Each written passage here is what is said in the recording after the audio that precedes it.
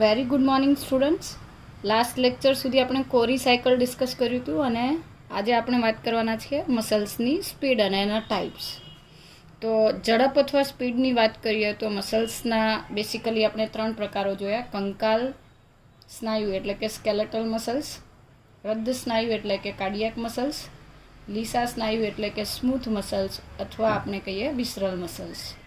તો સ્પીડની વાત કરીએ તો કંકાલ સ્નાયુ જે છે એના સંકોચનનું એક ચક્ર પૂર્ણ કરવા માટે 0.1 સેકન્ડ જેટલો ટાઈમ લે છે, જ્યારે રદ્દ સ્નાયુઓ જે છે એ એક સંકોચન ચક્ર માટે 0.8 સેકન્ડ જેટલો ટાઈમ લેતા હોય. વેરેસ સ્મૂધ મસલ્સ અથવા લીસા સ્નાયુ જે છે એ 46 સેકન્ડ જેટલો સમયગાળો લેતા હોય છે સંકોચનના એક ચક્રમાં. બીજી તરફ આ થઈ ગઈ સ્નાયુની ઝડપની વાત.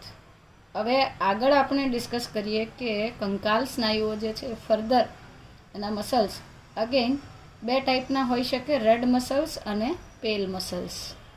રેડ એટલે સ્લો મસલ્સ અને પેલ એટલે ફાસ્ટ મસલ્સ.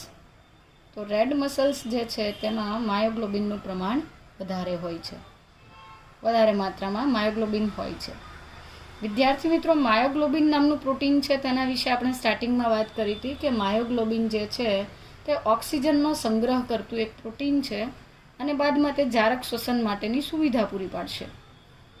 તો રાતા જે સ્નાયુ અથવા રેડ મસલ્સ જે છે એ રાતા સ્નાયુ તંતુઓની અંદર માયોગ્લોબિન વધુ હોય છે, જ્યારે પેલ અથવા તો જે ફાસ્ટ મસલ્સ ઝડપી સ્નાયુની અંદર માયોગ્લોબિન એટલે કે ઓક્સિજનનું સંગ્રહ કરતું જે પ્રોટીન છે તો તેનું પ્રમાણ જે છે એ કેવું છે, ઓછું છે. બીજો તફાવત જોઈએ તો રેડ મસલ્સની અંદર સ્નાયુ રસ જાળ છે તે ઓછી વિસ્તૃત છે, મતલબ એટલી એક્સટેન્ડ નથી થતી અથવા એટલી બધી સ્પ્રેડ થતી નથી.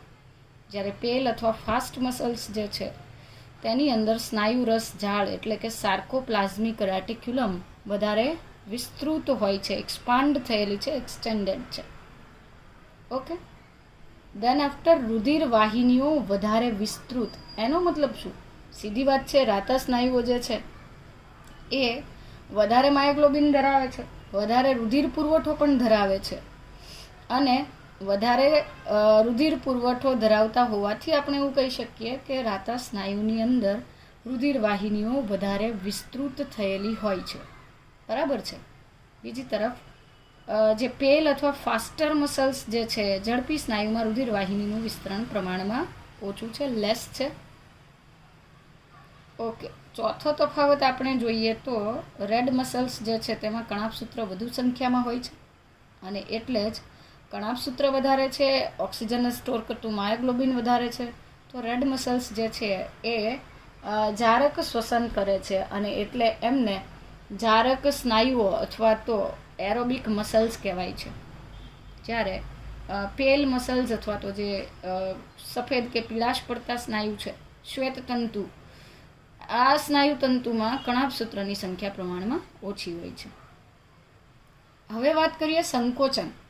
તો રાતા કંકાલ સ્નાયુ અથવા રેડ મસલ્સ જે છે તેનો પ્રતિચાર પ્રમાણમાં સ્લો છે, ધીમો છે, દીર્ઘસ્થાયી છે.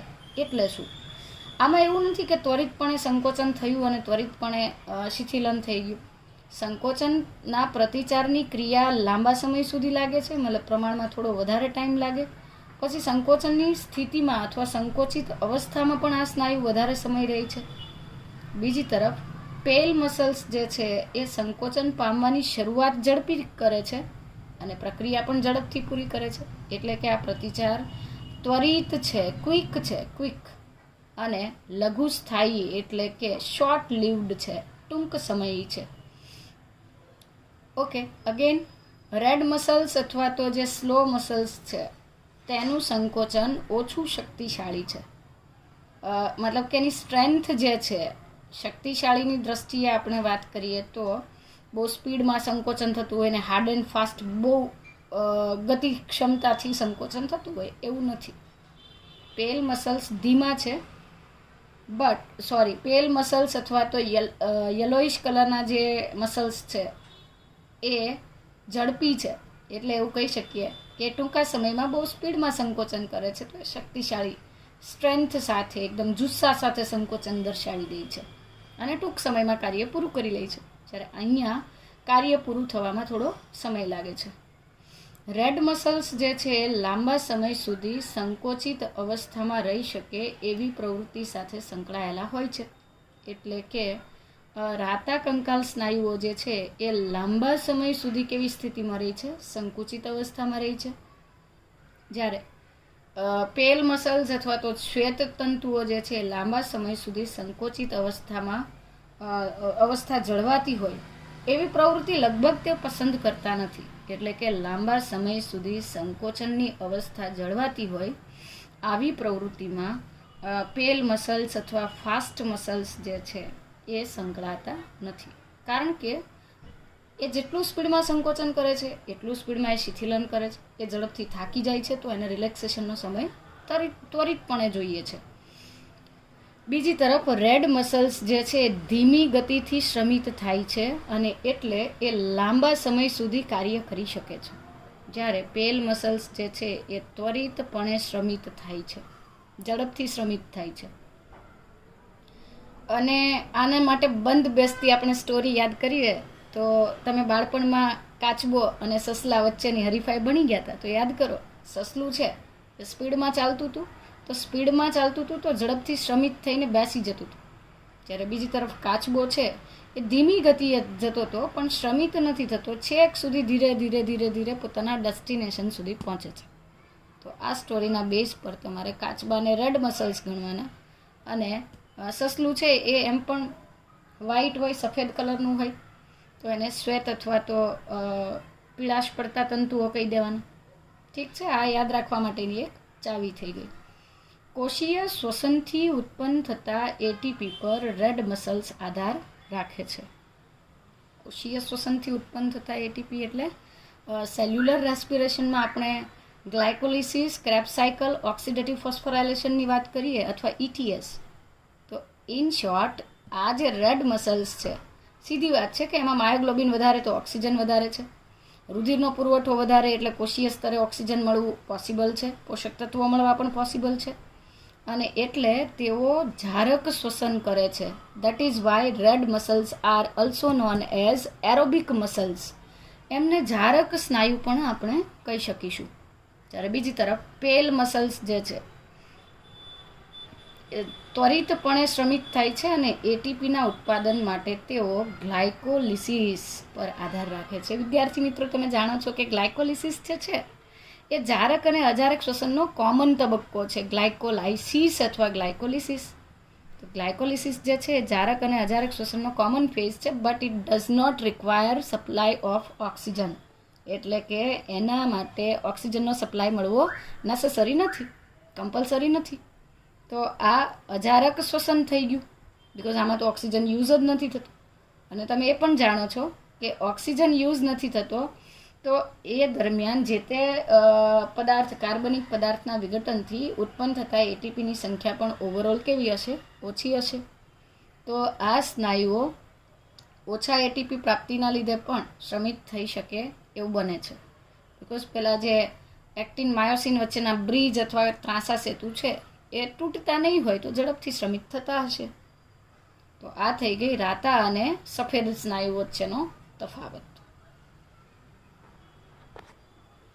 ઓકે વિદ્યાર્થી મિત્રો, હવે વાત કરીએ થોડી સ્નાયુ વિશેની કોમન ટર્મિનોલોજી કે જેના રિલેટેડ ડાયરેક્ટ ક્વેશ્ચન્સ પૂછાતા હોય. તો રાઇગર મોર્ટિસ અથવા રિગર મોર્ટિસ જે છે એ એક ઘટના છે કે જેનો ઉપયોગ પોસ્ટમોર્ટમના ડ્યુરેશનમાં થતો હોય છે. એટલે કે વ્યક્તિનું મૃત્યુ કેટલા કલાક કે કેટલા દિવસ પહેલાં થયું છે એ આના બેઝ પર શોધાતું હોય છે. તો એ તમે કોલેજમાં ફરી પાછું ભણવાના જ છો, છતાં આપણે થોડું એને યાદ રાખીએ કે મૃત્યુ બાદ સંકોચન પામતા સ્નાયુને જે તે સ્થાને એટીપીનો પુરવઠો પ્રાપ્ત નથી થતો. સીધી વાત છે, વ્યક્તિનું મૃત્યુ થયું એટલે શ્વાસોચ્છ્વાસ બંધ થઈ ગયો, ઓક્સિજન આવતું બંધ થઈ ગયો. ઓક્સિજનનો પુરવઠો બંધ થવાના લીધે તેને કોષીય સ્તરે શ્વસનની પ્રક્રિયામાં અડચણ ઊભી થાય. કેટલાક વિદ્યાર્થીનો પ્રશ્ન એ પણ રહેશે કે તો ગ્લાયકોલિસિસ તો થવું જોઈએ ને, એક્ઝેક્ટલી થવું જોઈએ, પણ બ્લડ સપ્લાય ધારો કે બંધ થઈ ગયો છે, ધારો કે નહીં, ખરેખર બ્લડ સપ્લાય બંધ થયો છે, તો કોષીય શ્વસન માટે ગ્લુકોઝ ક્યાંથી આવશે? બરાબર છે. એટલે મૃત્યુ બાદ જે તે સ્નાયુને નવા એટીપી પ્રાપ્ત થતા નથી.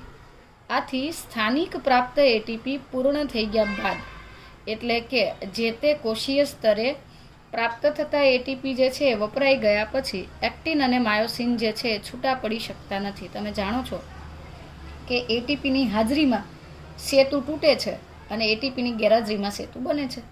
તો એટીપી નથી તો સેતુ જે છે એ એઝ ઇટ ઇઝ રહે છે, એટલે સ્નાયુ જે છે પરમેનન્ટ સંકોચિત અવસ્થામાં રહેશે.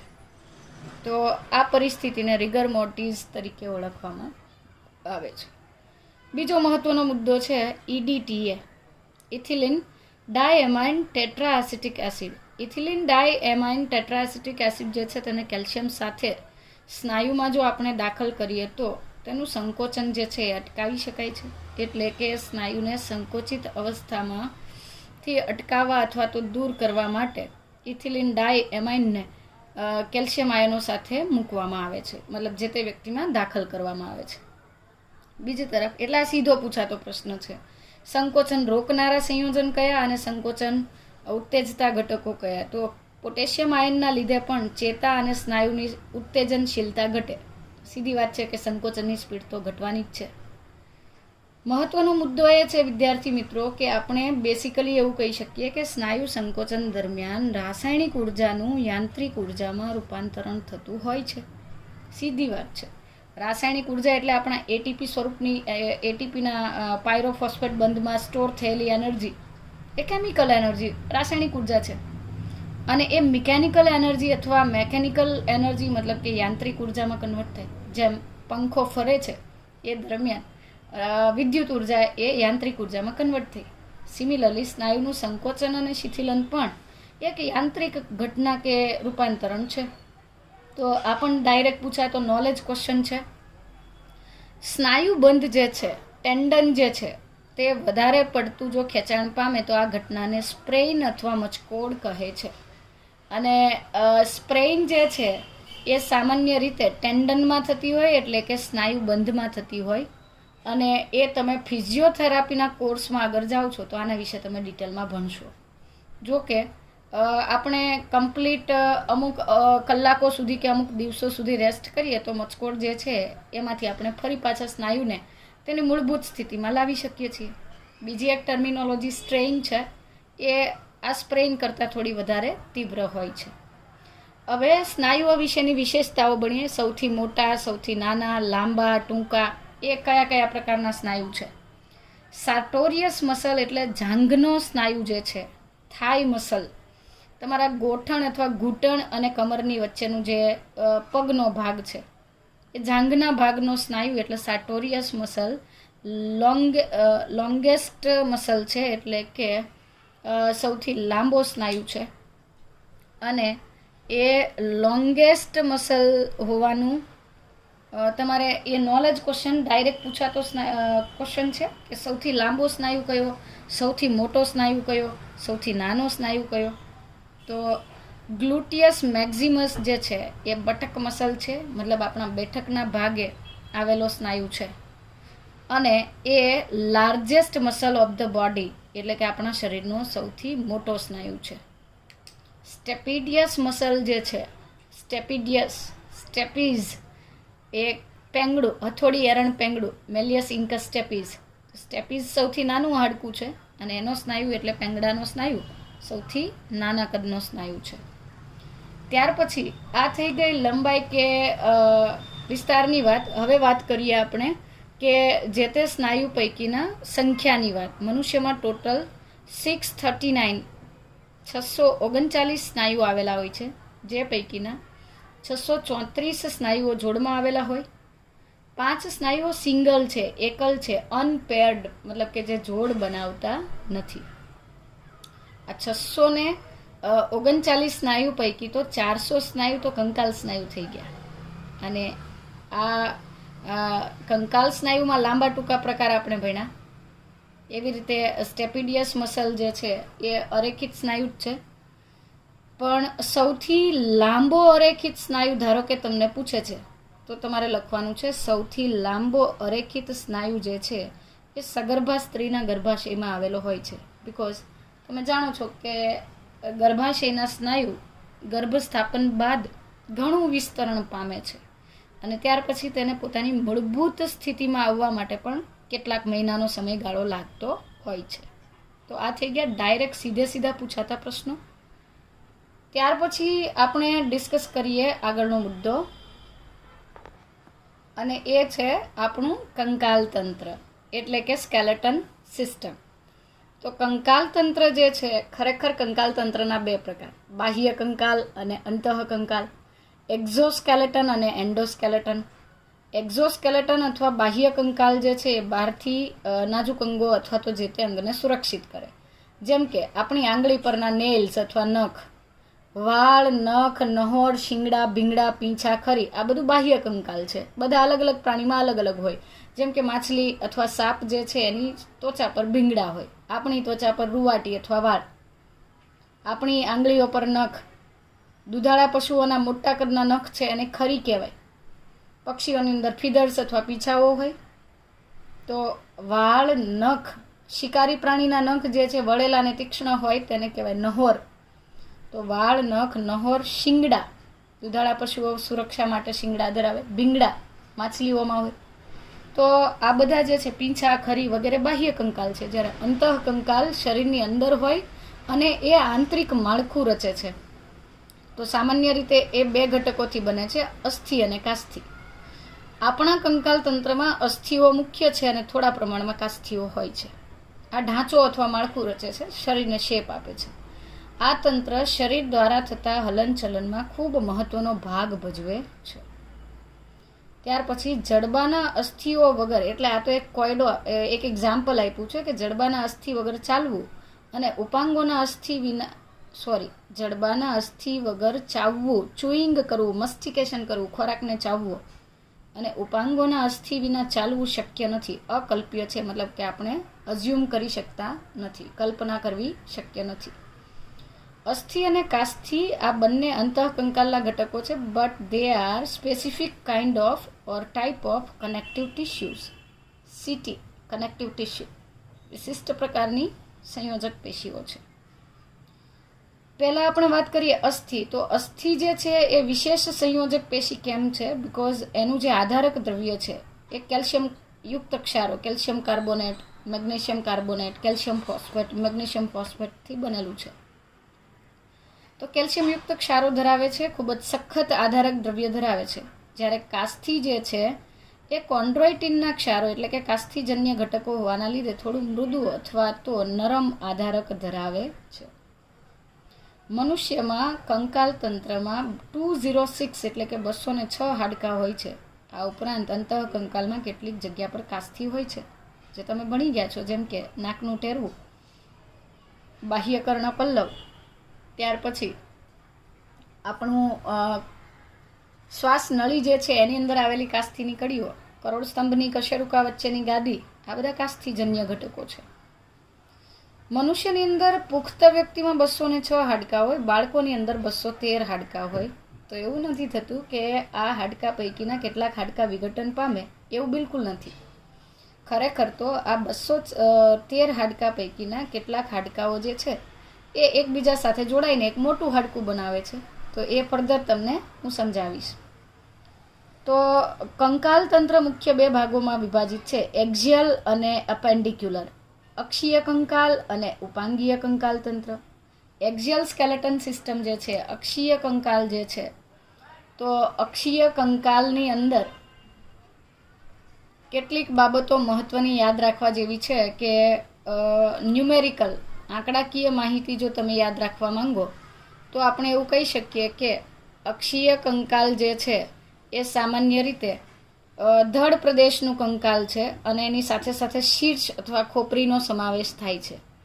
તો ખોપરી અને ધડ જે છે એનું કંકાલ તંત્ર, એ જે ઘટકોને સમાવતું કંકાલ તંત્ર છે એને આપણે કહીએ છીએ અક્ષીય કંકાલ તંત્ર એટલે કે એક્ઝિયલ સ્કેલેટન સિસ્ટમ. અને આ એક્ઝિયલ સ્કેલેટન સિસ્ટમમાં 80 હાડકાં આવેલા છે, 80 અસ્થિ આવેલા છે, જે શરીરના મુખ્ય અક્ષ પર આવેલ હોય છે. તો એના નામ યાદ રાખીએ. ખોપરી એટલે કે સ્કલ, એટલે આ અક્ષીય એક્ઝિયલ સ્કેલેટનમાં આ ઘટકોનો સમાવેશ થાય છે. પહેલું છે સ્કલ એટલે કે ખોપરી, વર્ટિબ્રલ કોલમ એટલે કે કરોડસ્તંભ, સ્ટર્નમ એટલે કે ઉરોસ્થિ, રિબ્સ અથવા પાંસળીઓ વગેરેનો સમાવેશ થાય છે.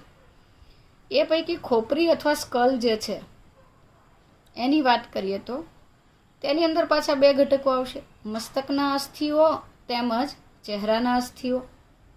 મસ્તકના અસ્થિઓ કેટલા છે? 8 છે, જે મગજને સુરક્ષિત રાખે છે. ચહેરાના અસ્થિઓ કેટલા છે? 22 છે, જે આપણી શકલ, આપણો ફેસ જે છે એનો એક પર્ટિક્યુલર શેપ ડિસાઇડ કરે છે. મસ્તકના 8 હાડકાઓ જે છે તેને ક્રેનિયલ બોન્સ કહેવાય છે અને એ મગજનું રક્ષણ કરવા માટે સખત રક્ષણાત્મક બાહ્ય આવરણ રચે, જેને ક્રેનિયમ કહેવાય છે અથવા તેને મસ્તક પેટી તરીકે ઓળખવામાં આવે છે. હવે અક્ષીય કંકાલ તંત્રમાં વિશેષતાઓ ભણીએ. અક્ષીય કંકાલમાં ક્રેનિયમ અથવા બ્રેઇન બોક્સની આપણે વાત કરીએ તો બ્રેઇન બોક્સ એટલા માટે કે એને મસ્તક પેટી કે મસ્તિષ્ક પેટી કહેવાય છે, કારણ કે તે મગજને સુરક્ષિત કરે છે.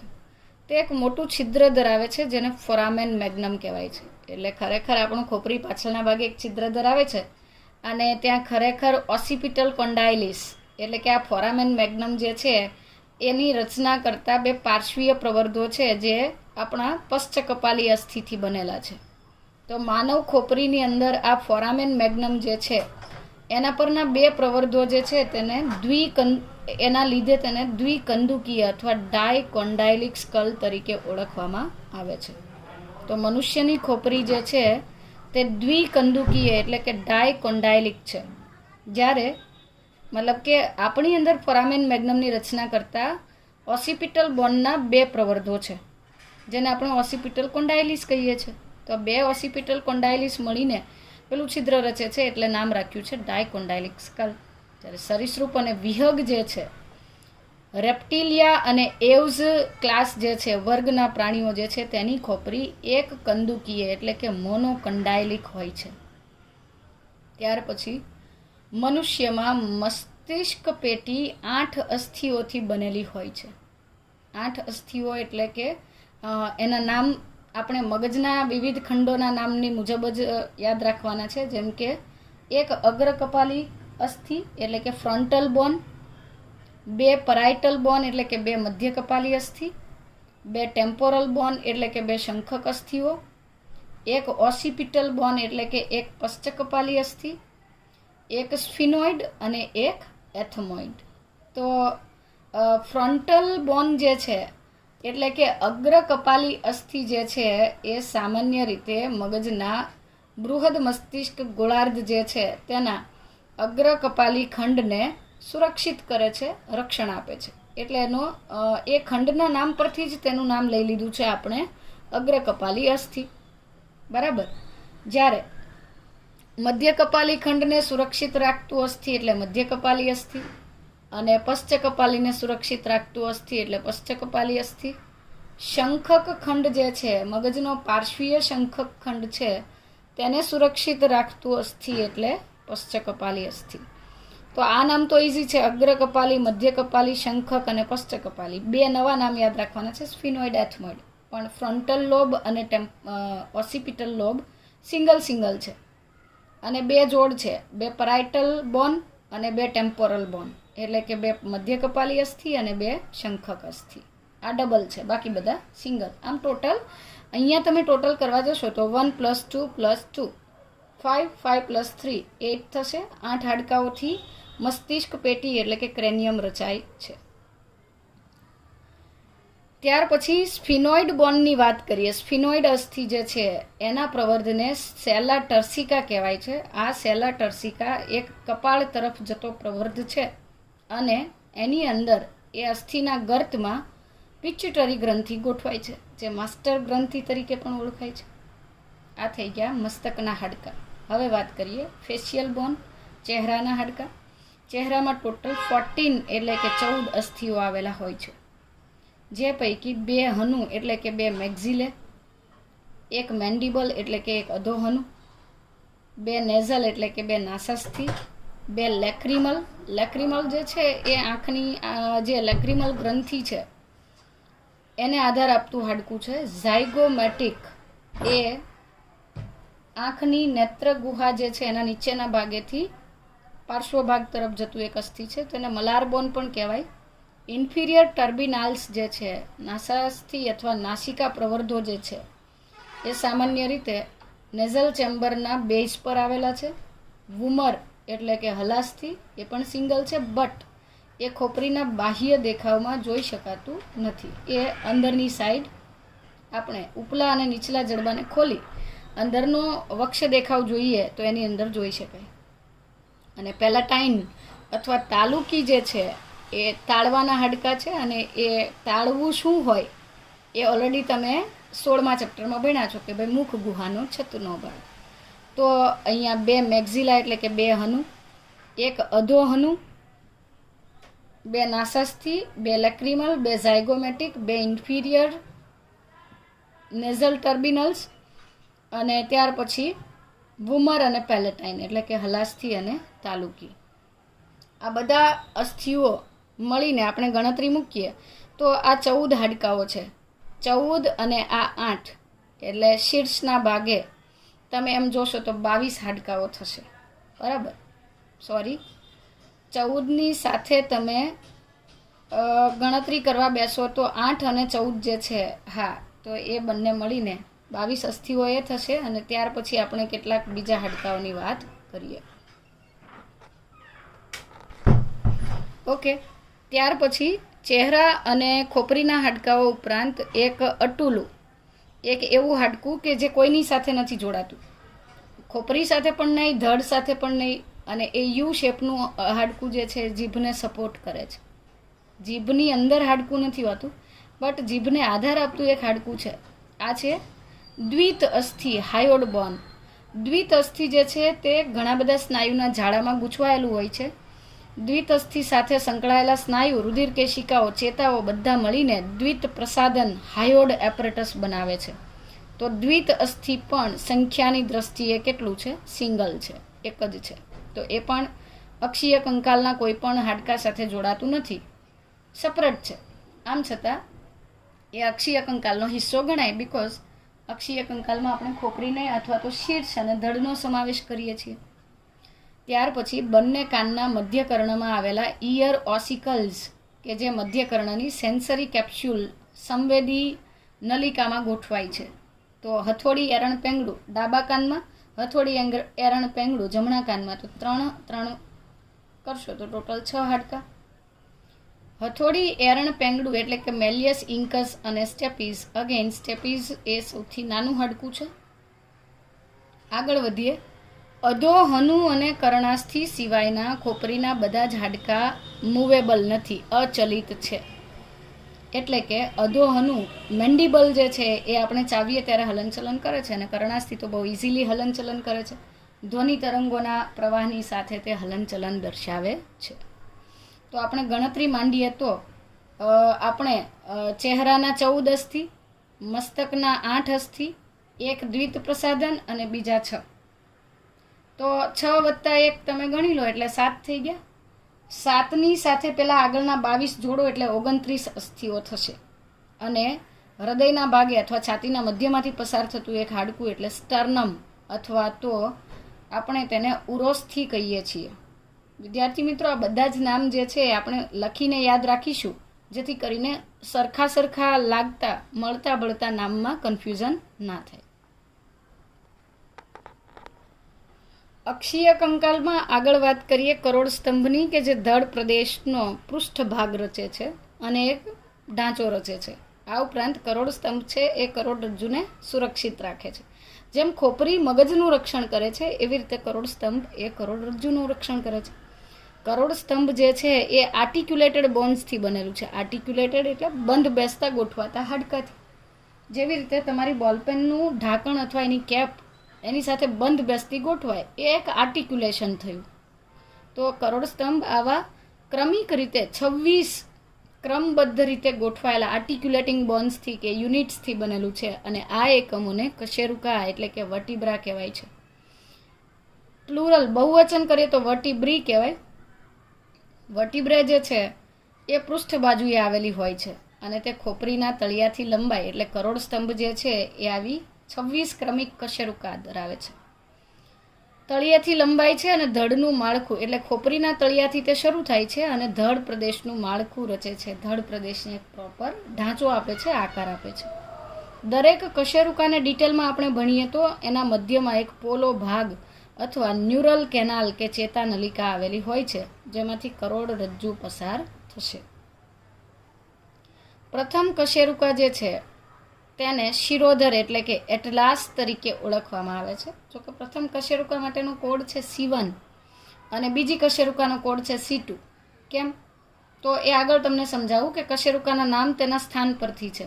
ગરદનના ભાગે આવેલી કશેરુકાને ગ્રીવા કશેરુકા કહેવાય. ગ્રીવાને ઇંગ્લિશમાં સર્વાઇકલ કશેરુકાઓ કહીએ, સર્વિક્સ પરથી. ઉરસને ઇંગ્લિશમાં થોરેક્સ કહેવાય, તો થોરેક્સમાં આવેલી કશેરુકા એટલે કે થોરેસિક. કટી પ્રદેશને લંબર કહેવાય, લંબ્રલ કશેરુકાઓ.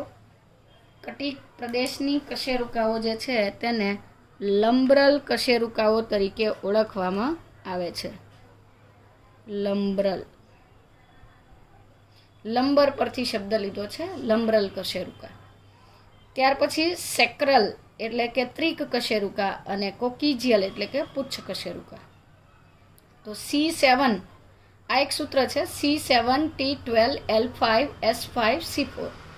C7 મતલબ કે 7 સર્વિકલ અથવા સર્વાઇકલ કશેરુકા, T12 એટલે 12 થોરેસિક કશેરુકાઓ, L5 એટલે કે લંબ્રલ 5 કશેરુકાઓ છે, સેક્રલ પણ 5 છે એટલે કે ત્રિક કશેરુકાઓ, અને C4 એટલે કે 4 કોકીજિયલ અથવા તો પુચ્છ કશેરુકાઓ. બટ અગત્યનો મુદ્દો એ છે કે આ છેલ્લી 5 ત્રિક કશેરુકા ભેગી મળી પુખ્ત વ્યક્તિમાં એક ત્રિકાસ્થિ બનાવે છે અને 4 પુચ્છ કશેરુકાઓ ભેગી મળી અને એક પુચ્છાસ્થિ બનાવે છે. બાળકોની અંદર જો કે આ છૂટી છૂટી હોય છે એટલે બાળકોમાં તમે ગણતરી કરવા બેસો તો તેની અંદર 33 કશેરુકાઓ થાય.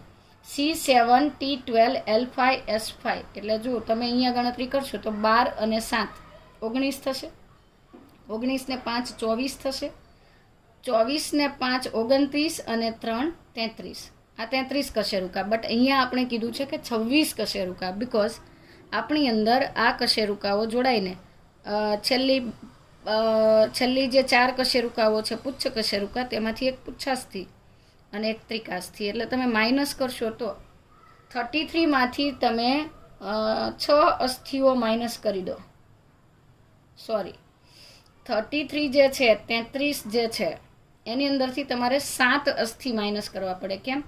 આ 5 ને 4 9 થવા જોઈતા હતા બટ 9 માંથી આપણી પાસે 2 છે એટલે ઘટ્યા કેટલા? 7. તો સીધી વાત છે, બાળકોની અંદર તમે આને ગણતરીએ લેશો તો બાળકોની અંદર ટોટલ તમને 213 મળે છે, જ્યારે આપણી અંદર પછી આ 7 કશેરુકાઓ જે છે એ ઘટી જાય છે અને એના કારણે આપણી અંદર 213ના બદલે 206 હાડકા છે. તો સર્વિકલ કશેરુકાઓ જે છે એના માટેનો કોડ છે C, સર્વિક્સ પરથી. તો પહેલી કશેરુકા જે છે એને એટલાસ કહેવાય છે અને એટલાસ જે છે શિરોધર C1 કશેરુકા, અને બીજી કશેરુકા જે છે એને એક્સિસ કહેવાય છે. તો એ C2 કશેરુકા છે, મતલબ કે બીજા ક્રમની સર્વિકલ જે વર્ટિબ્રે છે એને આપણે C2 કહીશું. એ એક્સિસ છે. એટલાસ અને એક્સિસ વચ્ચેનો વિશેષ પ્રકારનો સાંધો આપણે સાંધાના પ્રકારમાં સમજીશું. આ ઉપરાંત કરોડ સ્તંભની વિશેષ વાત કરીએ તો કરોડ સ્તંભની સપાટી પર વિશેષ પ્રવર્ધો આવેલા છે અને એ આપણને હલનચલન પ્રચલનમાં ઉપયોગી છે, તેમજ ધડ પ્રદેશના ભાગોનું અંગોનું આચ્છાદન જાળવે છે અથવા તેઓની ગોઠવણી જાળવે છે. કરોડ સ્તંભનું મુખ્ય કાર્ય છે કે એ આપણા હલનચલન કે પ્રચલન દરમિયાન લયબદ્ધતા અથવા છટ્ટાદાર ચાલ પ્રોવાઈડ કરે છે, સંતુલન જાળવે છે. કરોડરજ્જુનું રક્ષણ કરવું એનું મુખ્ય કાર્ય છે. આ ઉપરાંત કરોડ સ્તંભની અંદરની આ કશેરુકાઓ પૈકી આ ગ્રીવા, ઉરસીય અને કટી આ 3 પ્રકારની કશેરુકાઓ એટલે 7 આ 12 ને 7 19 અને 5 એટલે કે 24 કશેરુકાઓ છે એ પ્રચલન મતલબ કે હલનચલન મૂવમેન્ટ દર્શાવે છે અને એટલે એને સાચી કશેરુકા કહેવાય છે. જ્યારે ત્રિકાસ્થથી અને પુચ્છાસ્થથી રચતી કશેરુકાઓ જે છે અંદર અંદર હલનચલન નથી કરી શકતી, એટલે આ 5 ને 4 9 કશેરુકાને ખોટી અથવા અસત્ય કશેરુકાઓ પણ કહેવામાં આવે છે. નેક્સ્ટ પાર્ટ જે છે તેની અંદર આપણે સ્ટર્નમ એટલે કે અક્ષીય કંકાલના બાકીના ઘટકો, જેમાં આપણે ઉરોસ્થિ જે છે, પાંસળીઓ જે છે વગેરેની ચર્ચા કરવાના છીએ.